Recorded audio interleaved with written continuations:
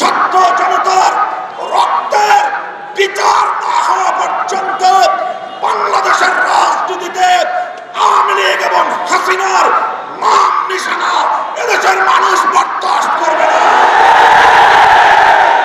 আমরা পরিষ্কার ভাষায় বলে দিতে চাই, আওয়ামী লীগ বাংলাদেশের রাজনীতিতে আসতে হলে আমাদের লাশের উপর দিয়ে আসতে হবে।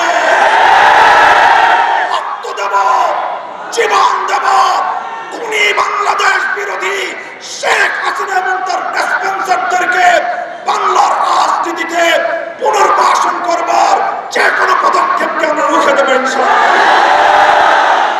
বিগত দিনগুলোতে ফিলিস্তিন এবং ভারতের সঙ্গে পাল্লা দিয়ে বাংলাদেশি লেডি ফেরাউন যেভাবে এদেশের শান্তিপ্রিয় মানুষের উপর হত্যাযজ্ঞ এবং গণহত্যা পরিচালনা করেছে, পিলখানার ট্র্যাজেডিতে ৫৭ জন সেনা কর্মকর্তা, সাপ্লাই শাহাদাত বরণকারী নবী প্রেমের শতাধিক তাওহীদি জনতা ২০২১ সালে মোদী বিরোধী আন্দোলনে হাটহাজারী থেকে ব্রাহ্মণবাড়িয়া পর্যন্ত প্রায় ২৫ জন হেফাজতের নেতাকর্মী, সর্বশেষ ২০২৪ সালের জুলাই আগস্ট বিপ্লবে শাহাদাত বরণকারী ২ সহস্রাধিক ছাত্র জনতার রক্তের বিচার না হওয়া পর্যন্ত বাংলাদেশের রাজনীতিতে আওয়ামী লীগ এবং হাসিনার নাম নিশানা এদেশের মানুষ বরদাস্ত করবে না।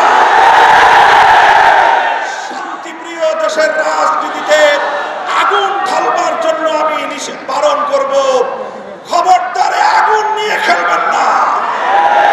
এদেশের প্রতিটি শান্তিকামী মানুষের হৃদয়ে ক্ষোভের আগুন তুষের মতো জ্বলছে।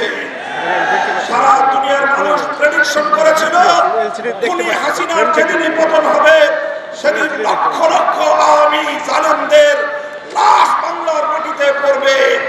এটাই ছিল সকল মিডিয়া এবং দেশি আন্তর্জাতিক পর্যবেক্ষকদের পূর্ব ধারণা। কিন্তু বাংলাদেশের শান্তিপ্রিয় বিপ্লবীরা সকল আশঙ্কা, সকল সেই পূর্ব ধারণাকে মিথ্যা প্রমাণ করে দিয়ে আওয়ামী লীগের কোন অত্যাচারীর গায়ে, কোন খুনির গায়ে বিচার বহির্ভূত হস্তক্ষেপ করা হয় নাই। তারা এখন সেই সুযোগ পেয়ে আবার এই বাংলার মাটিতে শহীদের রক্তের দাগ মুছে যাওয়ার পূর্বেই রাজনীতি করবার দিবাস্বপ্ন দেখছে। আমরা পরিষ্কার ভাষায় বলে দিতে চাই, আওয়ামী লীগ বাংলাদেশের রাজনীতিতে আসতে হলে আমাদের লাশের উপর দিয়ে আসতে হবে। রক্ত দেব, জীবন দেব, খুনি বাংলাদেশ বিরোধী শেখ হাসিনা এবং তার স্পন্সরদেরকে বাংলার রাজনীতিতে পুনর্বাসন করবার যে কোনো পদক্ষেপকে আমরা রুখে দেবেন। আমরা অনতিবিলম্বে শেখ হাসিনা সহ তার সকল খুনি মন্ত্রী পরিষদের সদস্য এবং প্রশাসনের শীর্ষ কর্মকর্তাদেরকে সহ সকল খুনিদেরকে বিচারের আওতায় এনে অনতিবিলম্বে তা কার্যকর করবার জন্য দাবি জানাচ্ছি।